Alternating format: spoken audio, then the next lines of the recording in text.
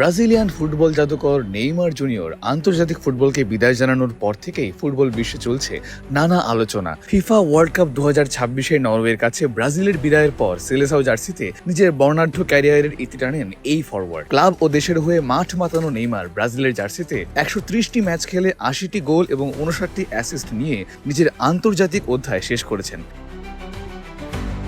বিশ্বকাপ ফুটবলে তার জাদু, শৈল্পিক ড্রিবলিং আর মাঠে তার চিরচেনা হাসি সবসময় ভক্তদের হৃদয়ে গেঁথে থাকবে। আর এই ফুটবল তারকার প্রশংসায় এবার ভাসলেন আরেক ফুটবল তারকা, ফরাসি ফুটবল কিংবদন্তি থিয়েরি অনরি।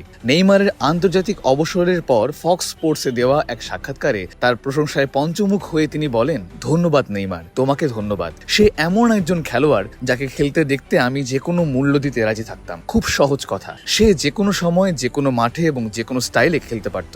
যেভাবে সে ফুটবল খেলতো তাতে যে কেউ এই খেলাটির প্রেমে পড়ে যেতে বাধ্য। থিয়েরি অনরি আরো যোগ করেন, তার গোল, তার হাসি এবং তার চমৎকার স্কিল সবকিছুই অসাধারণ ছিল। সেই যুগের প্রতিটি তরুণী নেইমার হতে চেয়েছিল। যেভাবে সে ফুটবল খেলেছে তাতে পুরো খেলার ধরনটাই বদলে দিয়েছে।